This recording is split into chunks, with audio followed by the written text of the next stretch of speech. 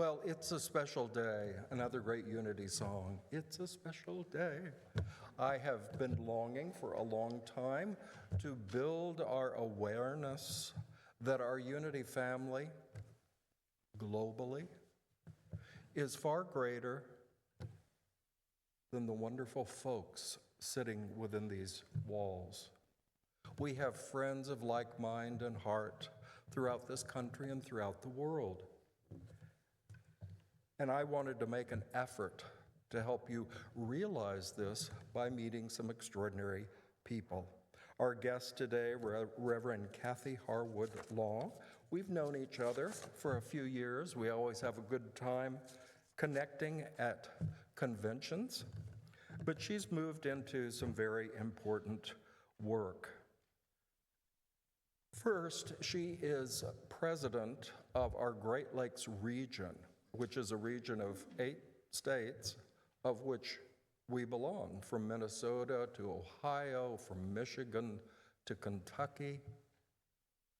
And she is doing a wonderful work, working with that board and expanding resources to serve ministries like ours throughout the Great Lakes region. But she doesn't stop there. Now she's working with RAC, which means Regional Advisory Council. And so she's working with all the regions in the United States, with our newly organizing headquarters at Unity Village, Missouri. So she has a lot on her plate. Another great passion that she helped me with back in 2018 was taking Unity South into the new age, and by that, realizing that beauty and truth and important vital work is our understanding of the creation of which we are a part. And so she serves our movement in guiding our awareness in our relationship with all of God's creation. And she can tell you more about that today or this afternoon as she leads the workshop I invite you all to stay for, A Tree Hugger's Guide to Prosperity. And what does that mean? She works with our traditional unity principles of prosperity to help us live a thriving life, but she also interweaves that with the potent wisdom that nature offers, because nature understands giving and receiving, how everything works together. All of creation is a unity. And so she weaves that into our traditional unity principles in a way quite unique, I think. And so I want to invite Kathy to the platform to take this opportunity to share with you, and so that you can see some of the leadership in our greater unity family that is ever evolving. Kathy, the stage is yours.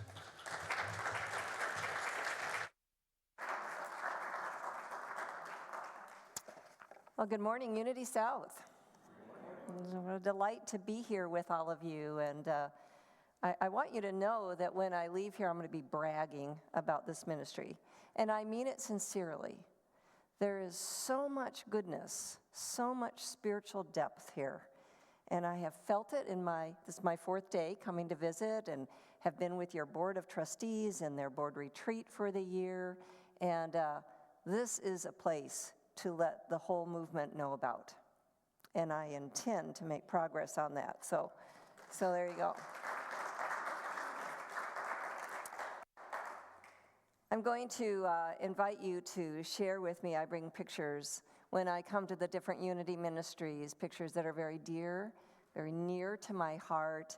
And one is of little children that come to the land that my husband and I steward in southeast Michigan, where I live. And we bring them on a little walk. And they're students from a school that I had a rare opportunity to teach at a number of years ago. And so I bring them because they are hugging grandmother tree, as we call it. And a number of years ago, as you said, I began to hear a question in myself that is now a guiding question. And questions in my mind are golden keys. And I know some of you know that language from Emmett Fox, and so I want you to apply that. But the question is this: will we set aside our self-interests and remake our lives for the sake of the earth and the children that are inheriting her? Will we do that? So I bring this picture with me wherever I go. And then also I have a picture of a couple of elk when I was out in Oregon visiting family this last summer. And they walked all over, everywhere. They just seemed to own this little area along the coast. And they turned their heads, and I got this picture, and they're looking right at me. And I feel that creation is that way. Creation is getting our attention right now. The creatures are getting our attention. The universe is calling. The universe is calling.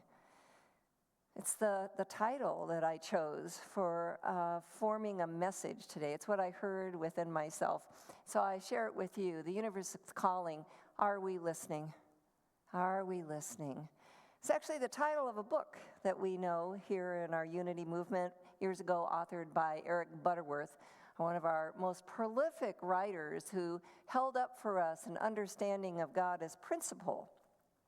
Okay, personal, yet as principle that we could realize in every part of creation. If it's a principle, it's got to be everywhere present, just like we talk about that which we call God as being omnipresent. And so I found myself, as I was with our wonderful board of trustees here in this ministry, I found a way to bring the creatures in, and I had everybody put on a hat. Because you know, your board of trustees, they're asked to wear that hat. As a spiritual leader, working with your minister in this ministry, and to understand, the great intrinsic call within that service, to serve as a representative for all of you, for all of us, and more than that, to go into the spiritual dimensions, to understand the spiritual model of what it means to lead, and that was what I was invited here to do. So this is my hat. It's a frog hat. If you can't figure that out, I'm sure you can. But I want you to know it stands for FROG, fully relying on God, okay? So we can just know that the frog symbol that's with us today is inviting us to remember to be fully rely on God. Okay. So today, I wanted to recognize something that the universe is up to. And in this particular week, you may recall, it's okay, God is calling.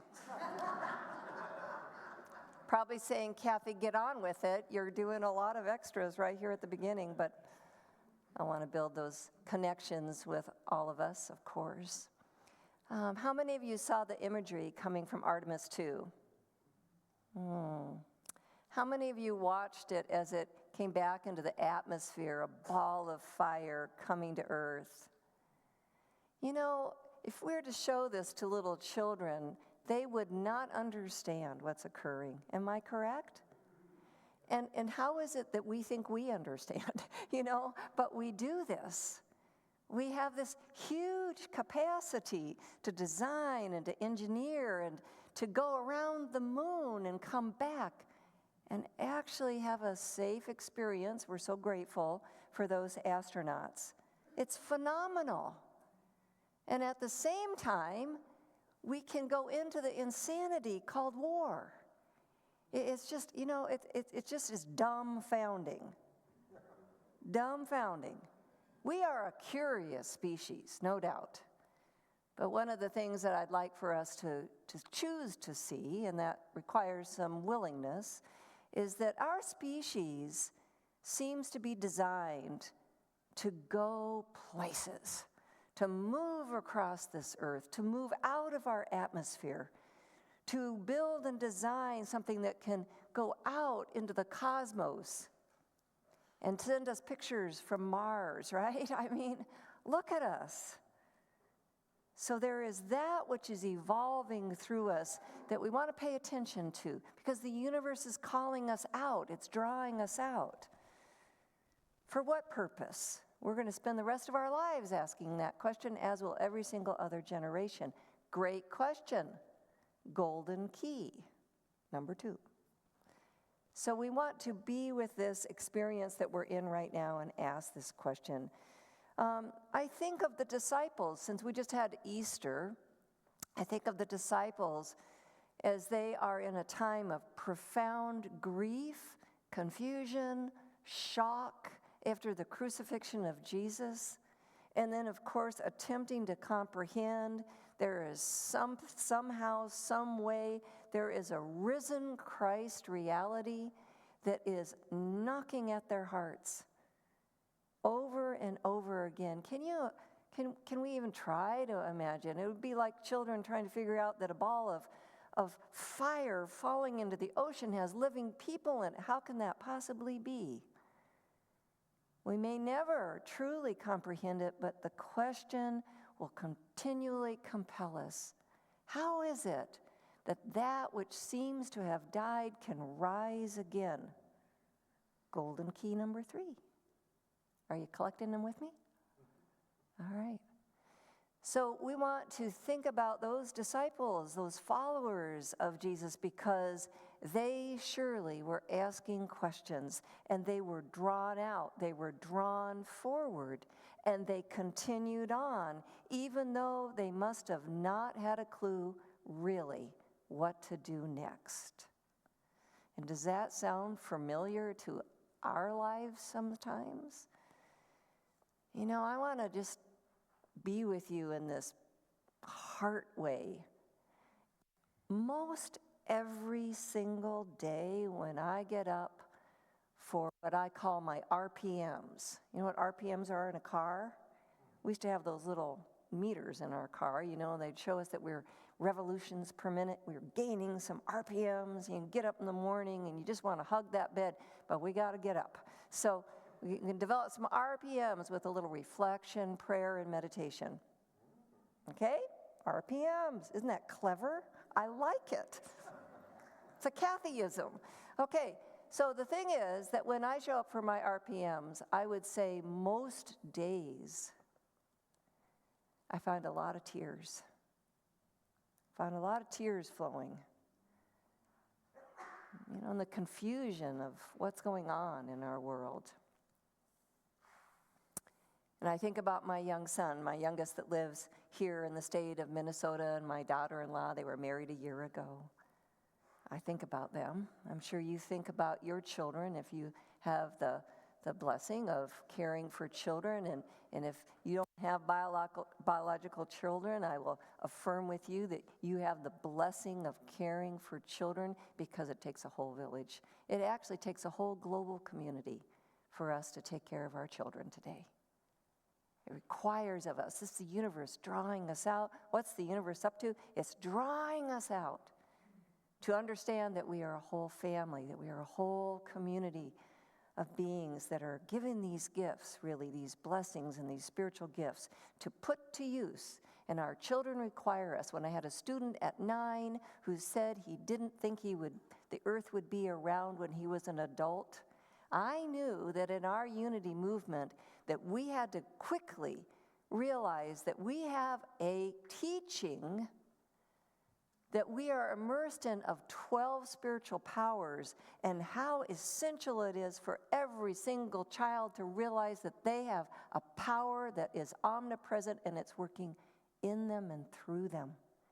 That they and you and I, we're not here without the tools to meet this time. We have the tools, and we have a lot of learning to do, don't we? So when I was in one of those moments of despair, what gets us out of despair, often it is inspiration, inspire, to be inspired.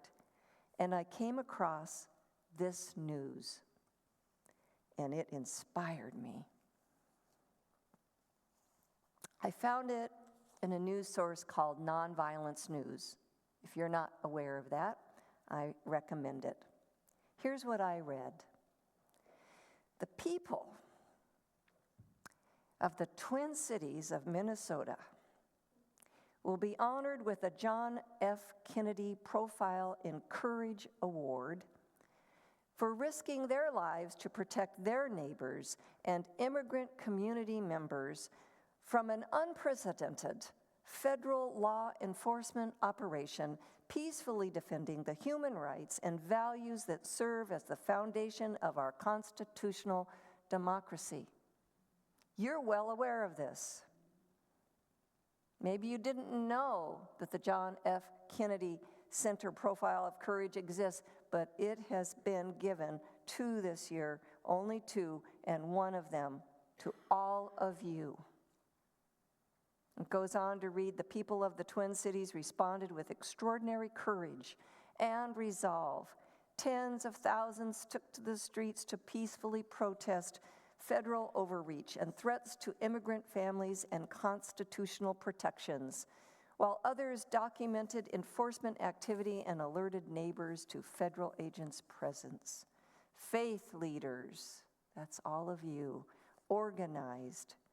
And this ministry organized in a variety of ways, as I am told. And then in this general area, demonstrations, community groups built rapid response networks. I believe you were part of that. Labor leaders and small business defended workers. People like my son and daughter-in-law made their way to restaurants and businesses owned by Hispanic individuals to ensure they had some kind of support. Across religious, racial, political lines, a broad coalition of residents of the Twin Cities and surrounding suburbs united in peaceful resistance despite violent confrontation, including real personal risk, defending their neighbors' rights, and strengthening the national movement to protect our American democracy. That's inspiring. That's inspiring. When I read that, I felt the strength again. Get up. Go forward. Live this life. Give to the family. Always start with the family, Mother Teresa said. Start with your family. You don't have to go too far. Start within your family, in your neighborhoods, right? And of course, for me, to bring a message that is about our sacred ecology, that are in our unity movement where we have done such an exemplary work of study and living out a truth of Christ indwelling, to invite us to remember, so far, we've been rather human-centric with that whole notion of Christ. And we must come into the great next part of our journey, the next step of our involution for an evolution to understand the cosmic Christ. That's direct from Teilhard de Chardin. I didn't invent that. So here we are. I want you to know that the Great Lakes Board of Trustees is very inspired by what you have been able to create as a ministry in your response. Creating a safe haven for Hispanic community to meet here in this building. And so when we had our last meeting where we create discernment about a discretionary portion of our tithe, because we as a region, we're funded by all of your generosity. Nothing comes from headquarters, and we tithe. And your ministry will be receiving a portion of that discretionary tithe because you are inspiring the spirit of this region, of this movement, and our unity people. Thank you. Thank you. Yeah.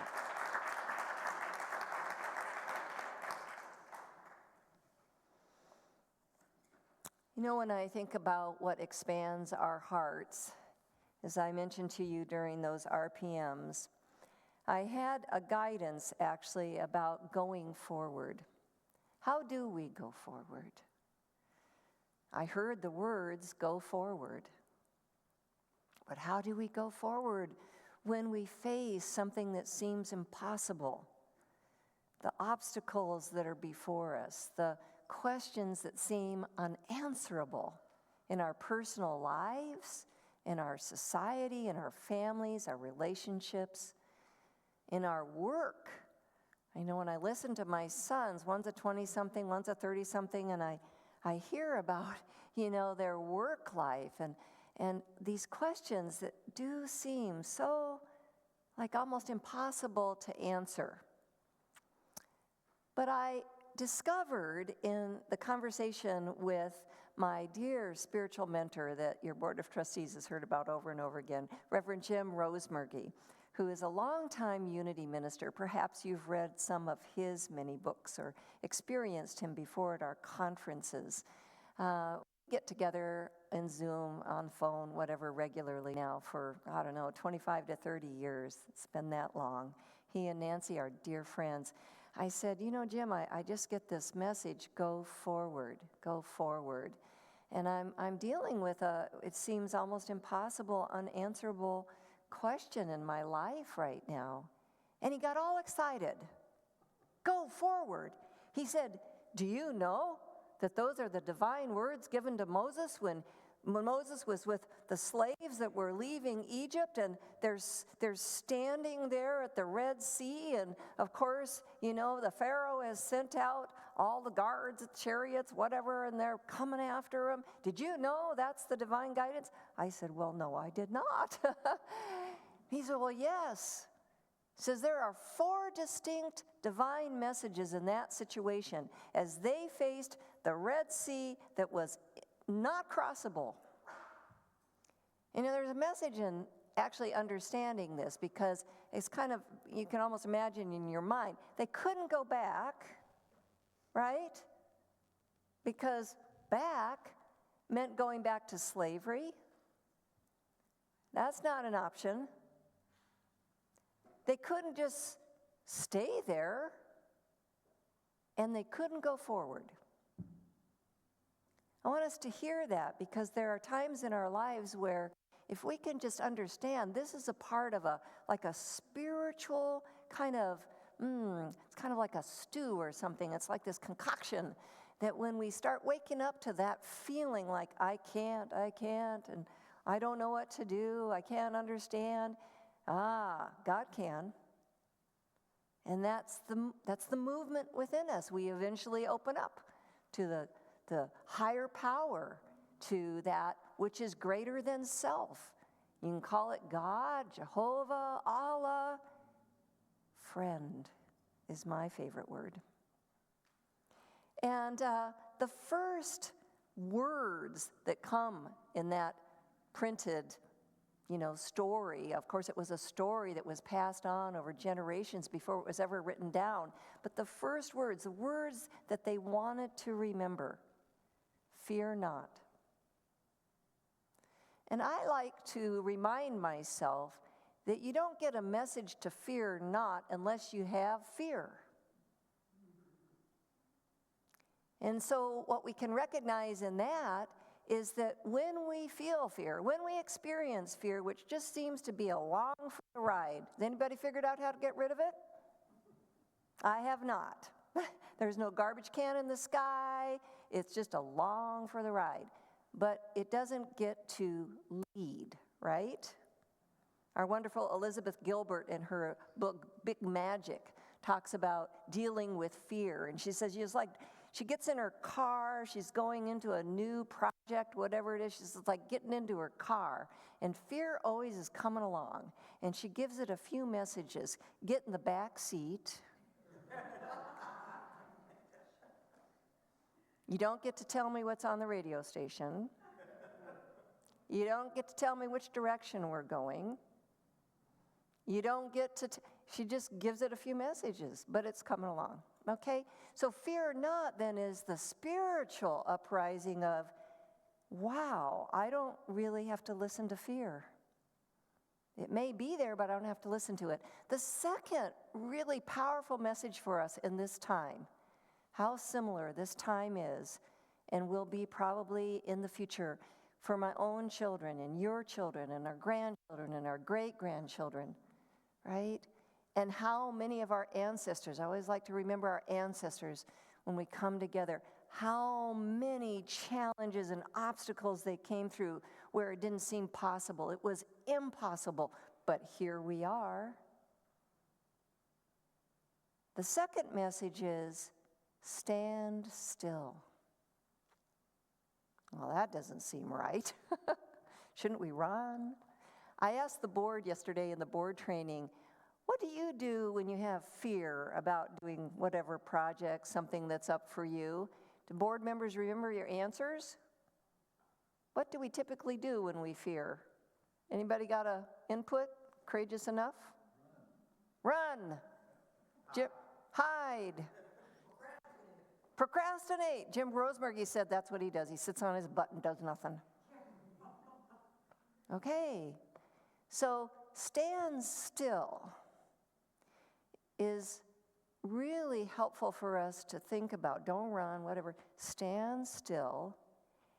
Don't do anything, because if we do something, it will likely be out of the consciousness that we were in that got us into the predicament that we're in. I'm not saying it's just ours, but we are conditioned in many ways. So our responses are often reactions first. So the second very potent message of the divine is stand still. Don't act out of the old consciousness. And then the third message is be still. Now in lies the invitation to become still. To become still. How important that is to learn how to become still, to work with our mind. Our mind, as we have said in Unity and New Thought all these 100 and almost 140 years, our mind is our link with divine mind. And we're not talking about Papa God up in the sky, like my brain's connecting with that brain somehow. No, we are in infinite creative and intelligence, just as the trees, mycelium, spread out through all underneath these roots are communicating through an impossible, comprehensible network, like a nervous system going across this earth that we are just now starting to comprehend. So that when we become still, there are all these subtle influences that are supporting us to listen within, to hear the still small voice within. And we work with our mind. We become really engineers of the mind, of this involution for our evolution. This is so essential. How many of us have said, I'm losing my mind? Don't do that, friends. Let's not do that. Our minds are very valuable to us. Let's work with our minds. So much of what Unity offers is about working in consciousness. So here's the direction of being still. It's not trying to do anything and not trying to figure anything out. I've come to this understanding for myself again and again. It's like Jesus in that Garden of Gethsemane. And actually, that little passage about if this cup can pass, I want you to do your own study on that. But what I've learned from the Hebrew translations is if this cup can pass, it means the cup is full. If everything that has been generated in my life, every overcoming, every rising up, every strength, every kindness, every compassion, if this could please rise up, that it may go forward and be shared with others. It's a shifting from my own self-interests to a giving forth for all interests. So we become still so the greater can work in us. And it can reveal this profound way that must have been true for all the many myriads of people that are standing there at that Red Sea. Moses didn't do this by himself any more than your minister can lead a ministry by himself, any more than any political leader can do anything by themselves, or one family member. So we can imagine that we are all there together, and the insights are flowing through us. So I'm going to invite us now into a quiet moment. Okay, so I'm going to invite you in a kind of a guided meditation way to go within. You can close your eyes if you're comfortable doing so, or perhaps find a prayerful focus. We have the divinity candle here. Fully rely on God. Know yourself, able to respond to whatever is perplexing in your life, whatever has challenged you this day, whether it be at work, whether it be with your finances, whether it be in a relationship or the world. Know yourself, that you are not alone and I am not alone, and that we have left the old consciousness of being enslaved to any negativity, to any limiting condition or thought.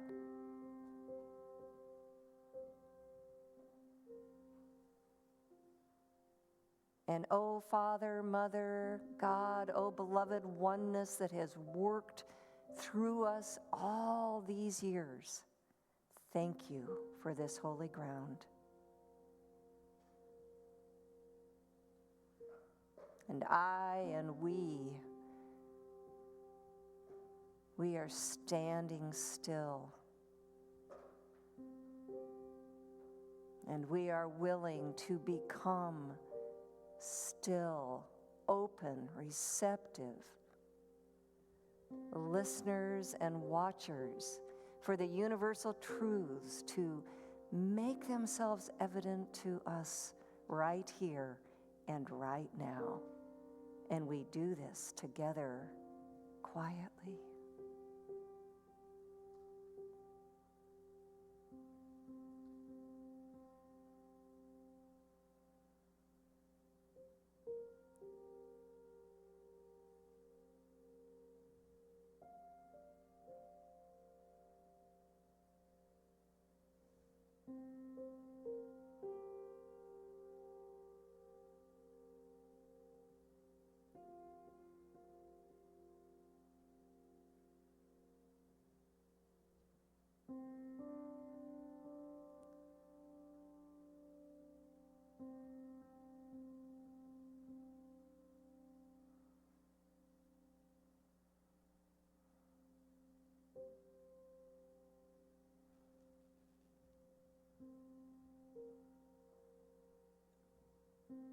Quietly in the heart of hearts, we hear the resonance of truth. Go forward. I am with you. I will always be with you.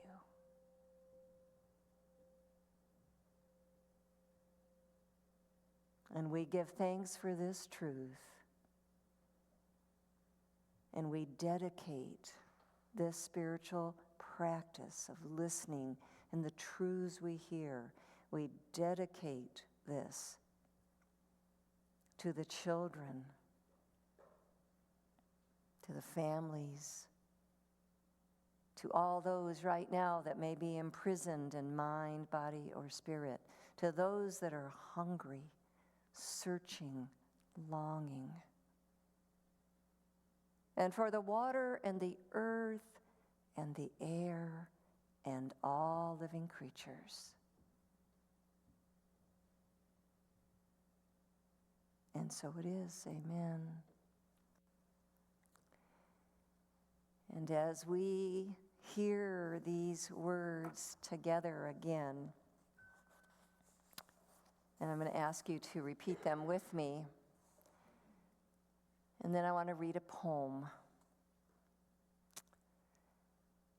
The first divine instruction when we meet the impossible What is it? Fear not. Fear not.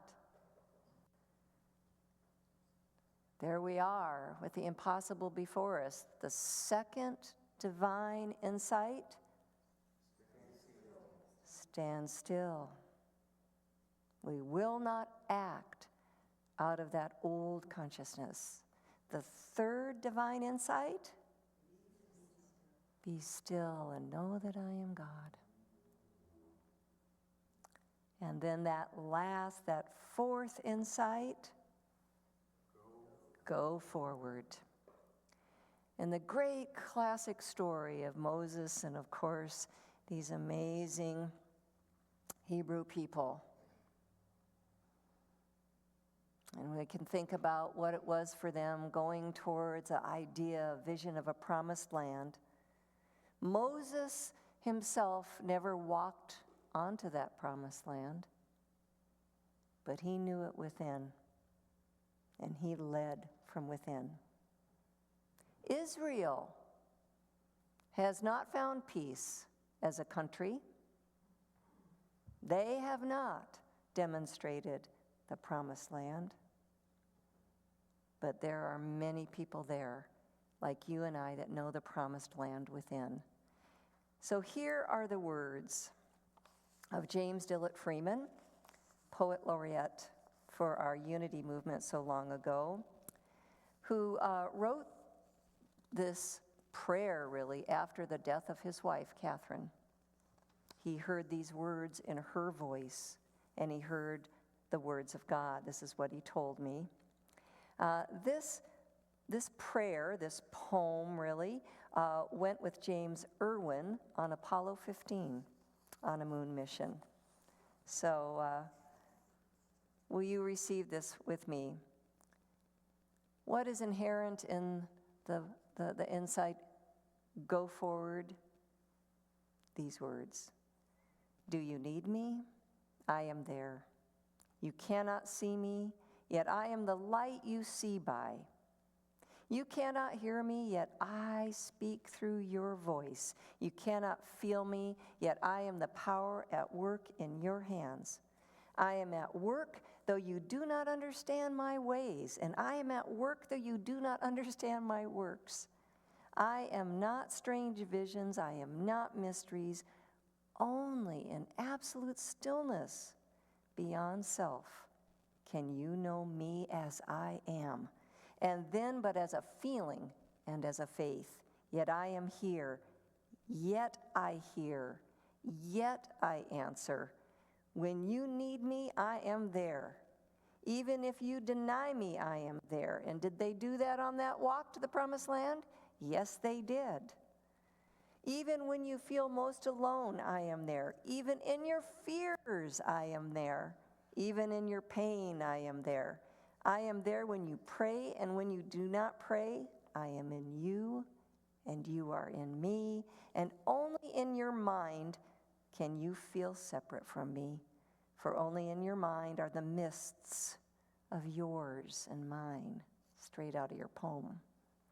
Yet only with your mind can you know me and experience me. Empty your heart of empty fears, and when you get yourself out of the way, I am there. You can of yourself do nothing, but I can do all. Though you may not see the good, good is there, and for I am there, and I am there because I have to be, because I am. Only in me does the world have meaning. Only out of me does the world take form. Only because of me does the world go forward. I am the law on which the movement of the stars and the growth of living cells are founded. I am the love that is laws fulfilling. I am assurance. I am peace. I am oneness. I am the law that you can live by. I am the love that you can cling to. I am your assurance. I am your peace. I am one with you. I am. And though you fail to find me, I do not fail to find you. Though your faith in me is unsure, my faith in you never wavers, because I know you, because I love you. Beloved, I am there. And friends, thank you for being with me. I would submit to you that is the dry land that appeared before those that lived long ago and is before us now as we go in and through the impossible together.